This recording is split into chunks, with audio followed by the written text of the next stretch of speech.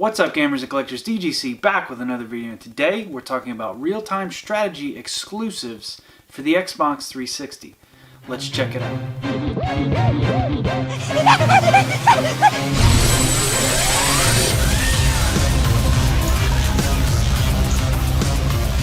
Alright guys, so for the first 4 titles here, they are by Electronic Arts of all people, and they're actually pretty decent games and don't have a bunch of problems, so let's check them out.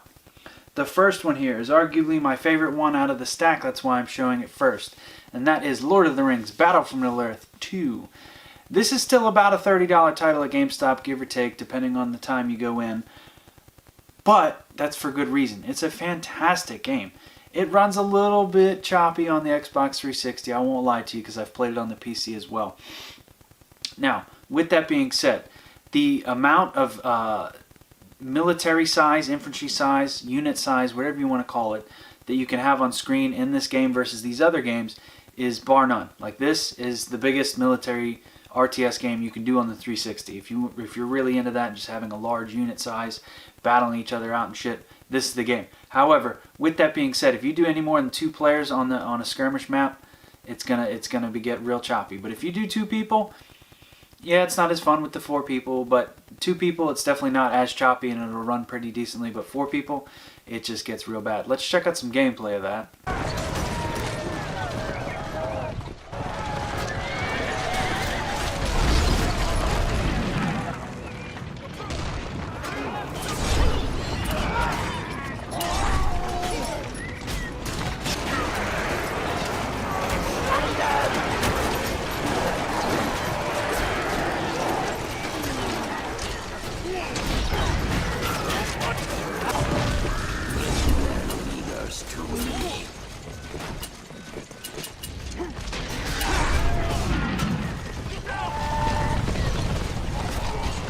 Alright, so you can see that was with 4 players, free for all. It started getting real choppy. I was in the castle, you know, I had to get that good spot, and I had all them catapults rolling. But they ended up invading me and just absolutely destroying me because I haven't played this game forever. But I had fun playing it. Is this worth 30 bucks? I do believe that it is worth the $30 asking price that this game typically goes for. So go ahead and grab this one if you run across it. Now the next 3 are all in the same universe. They are by Electronic Arts as well, so let's jump into this. This is Command & Conquer 3 Tiberium Wars. Great game right here. Arguably, out of all these RTSs, this and the following one run the best on the Xbox 360. Don't know why, they just do. They were very well optimized for the 360. Works absolutely flawlessly. The unit sizes, so this one and then the following one are almost the same game, so we'll just go over that right now. That's Command & Conquer 3 Kane's Wrath. This is an expansion to this game. You don't need this one to play this one. However, you're going to want to play this one first, then play this, because it's literally a sequel to it without being 4. 4 is actually what doomed this series. So Command & Conquer 3, though, let's check out some gameplay of that one.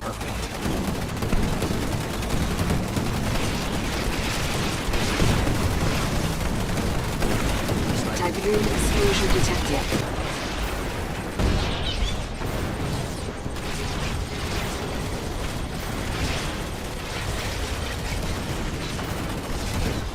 Unit promoted. Unit lost.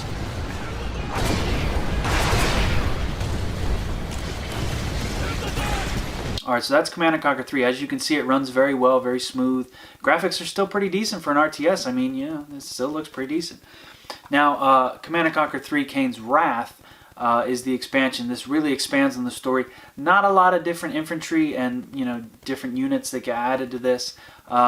But the story is worthwhile playing if you're into RTSs and or into Command & Conquer. But if you are, you probably already played this. But definitely worth picking up. Let's check out a little gameplay of this one as well. Harvester under attack. Armored and ready. They're inbound!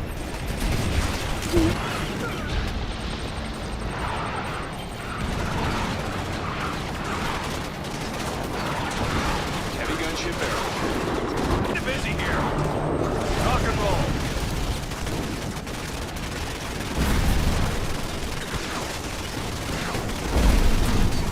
So as you can see, I got a little better in between the time period of playing this one to this one in the map. And I had an absolute blast playing both these again and reliving some memories. Now, the fourth one here is not actually exclusive to the 360. I thought it was, and I did a little research, and it did come out on the PlayStation 3 as well. However, all these other ones are exclusive to the Xbox 360. That is Command & Conquer Red Alert 3. The reason I included this in the list is because, you know, if you're already going to be here playing these two, you may as well just play the other one in the Command & Conquer franchise on the 360 as well. Just kind of makes sense. Now, there is also a expansion of this one too, which is Command & Conquer Red Alert 3 Uprising, which never did come to the console, unfortunately. So you'll have to play that on PC if you really get hooked into this series. Which this one is pretty fun. Out of all the RTSs I'm going to show you, this one on the 360 runs the absolute worst, which is kind of unfortunate because this is the coolest one in the sense that it's got you know, ground troops, you know, big tanks, air troops, and then it also has water troops, meaning like boats and submarines and hovercrafts and that kind of thing. Let's check out some gameplay. Conscript excited to fight!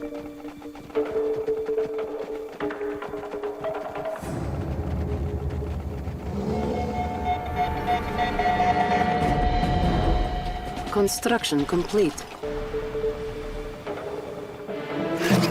Yes? Who's next? Construction complete. New construction options. A unit is under attack. Over here, guys! Anything out here? Flip the switch! A unit is under attack. So that's Command & Conquer Red Alert 3. Now, the reason that's really just very cool is just because of all the different vehicle types and everything that they added. The art style is really cool, how it's a little bit cartoony / realistic. Really good game. It runs pretty terrible though. I will just let you know that ahead of time, so just be mindful of that if you do pick this up. But all three of these games are super cheap and definitely worth a shot for the story alone. Alright, so next up we have Universe at War, Earth Assault. This reminds me of War of the Worlds, which is obviously a book and a movie. Heavily inspired. This is heavily inspired by that book and movie. There's 3 different factions. It's, you know, based in Earth, and then there's an alien race, then there's like a cybernetic race, and it's just this crazy all-out thing, right? Now, with this game, though, it runs pretty good, probably mid to higher 20 frames per second, which, you know, for a console, that's good. The thing that's weird about this one is there's no real resource gathering like any other typical RTSs. It's a very different game. So let's check out some gameplay to understand what I'm talking about.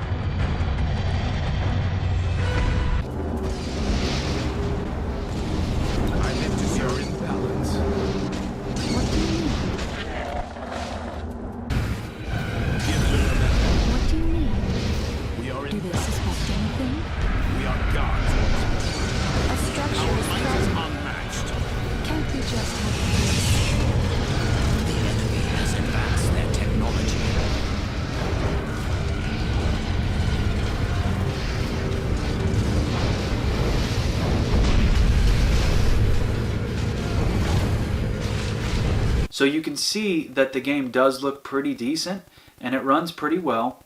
Definitely a large variety of different troops that you can get in the game. I'll have to play this one a little bit more to see if I actually truly enjoy it, but for the price, it's like a $4 game at GameStop. You really can't go wrong on this one. Now, the next two are sequels to each other. So you got Supreme Commander 1 and Supreme Commander 2. Let's go ahead and jump into some gameplay of this one.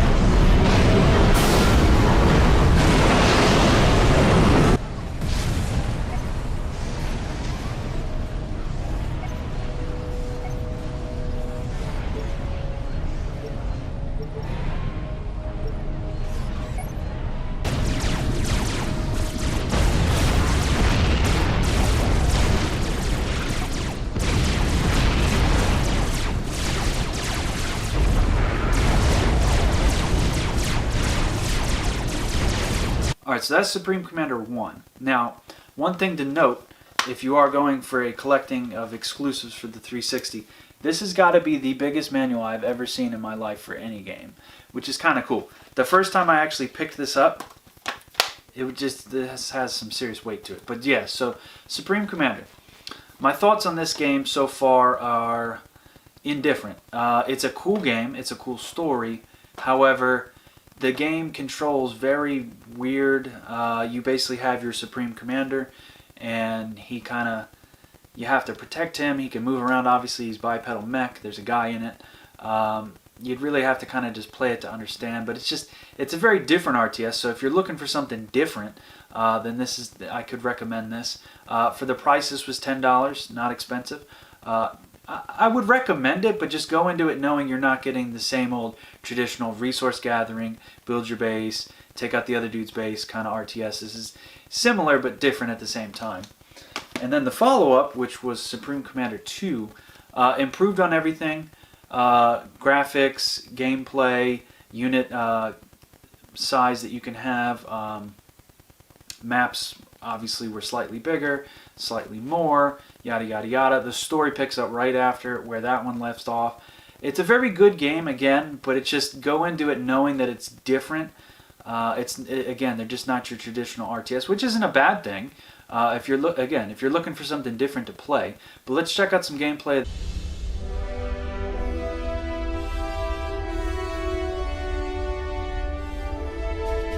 Welcome back, Migraine. So why am I here? Something big's going down.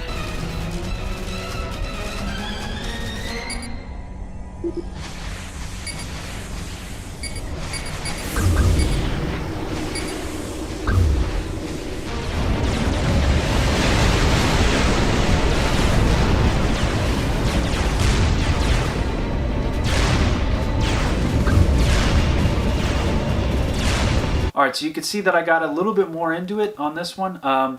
Universe at War, Supreme Commander 1 and 2 are 3 RTSs that I've never actually played until just now. They've been in my collection for a little while, and I've been meaning to play them and get into them and delve into them and play the stories and enjoy them.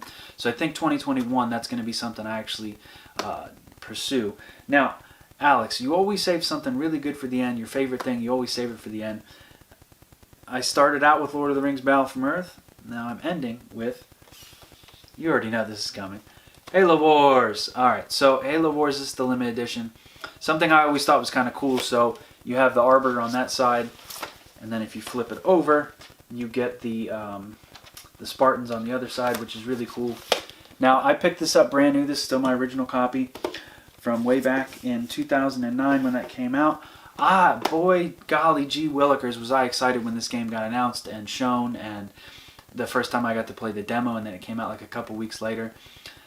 Oh man, demos, I miss demos. But so I downloaded the demo, played it, had a blast with it, convinced my buddy to buy it, and we ended up getting it and just having fun and just always making these massive, we played Lord of the Rings together a lot, we played Command & Conquers together a lot, and then we played Halo Wars a lot together. We would both get online and just battle each other and just make these massive battles. But let's check out some gameplay of Halo Wars in case you've never seen it.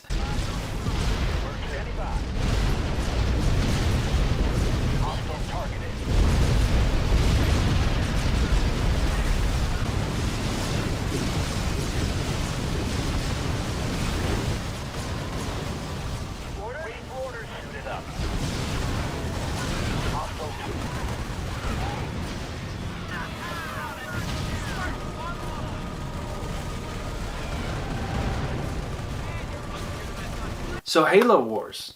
That was a interesting story in itself. It was originally slated to be an RTS game, Halo was, and then it was originally supposed to be on the Apple computer, and then Bungie got bought out by Microsoft, and then it turned into an FPS, and then eventually Microsoft was just like, hey, you remember that RTS thing you guys were going to do? We're going to give that to another studio, and they're going to do that. And that's pretty much how that happened. I'm just summarizing, but that is what I imagine happened at Microsoft. They're like, hey, we need more exclusives on our consoles, so let's do that. Now, Halo Wars 1 did get a definitive release on the PC and the Xbox One, and then obviously all of the other Xboxes that come after the Xbox One. So, Halo Wars is slightly better on the PC because, you know, more units and that kind of stuff, and the graphics and the frame rate and all that stuff. But it's still a worthwhile experience on the console. Now, out of all these games, this one has the best campaign, and if you're super into Halo, you've probably already played. Well, I would say that's a 50-50 chance if you've played this if you're into Halo. Some people really just don't like to give things a try. This really is, this is pre-Halo Reach. So this does fit into the story and the timeline, and it actually fills in some holes and some plot points. And I'm not going to ruin the story because it actually really is a genuinely good story. And what's cool about it is there's like skulls that you can get in it, just like you can in the normal Halos. And it's just the maps, the multiplayer maps, the single player levels are very. There's a good variety to them. There's some levels where you're doing Scorpion tank missions. There's some where you're doing flying missions. There's some where you're just doing infantry. There's some where you're fighting certain enemies that are non-living, and then there's certain ones where you're fighting certain enemies that are from alien worlds, meaning the Flood and the Covenant. And, you know, it just really was a fantastic game. And then Halo Wars 2, that's obviously exclusive to the Xbox One and future Xbox consoles as well as the PC. But for Xbox 360, those are all the RTS games that you can play on the Xbox 360 exclusively, plus Red Alert 3, which is available on the PlayStation 3. If you learned something today, be sure to leave a like. Comment down below if you've played any of these games. Subscribe if you're new. Hit that bell if you're already subscribed. And as always, guys, peace out for now. Until next time. You mother...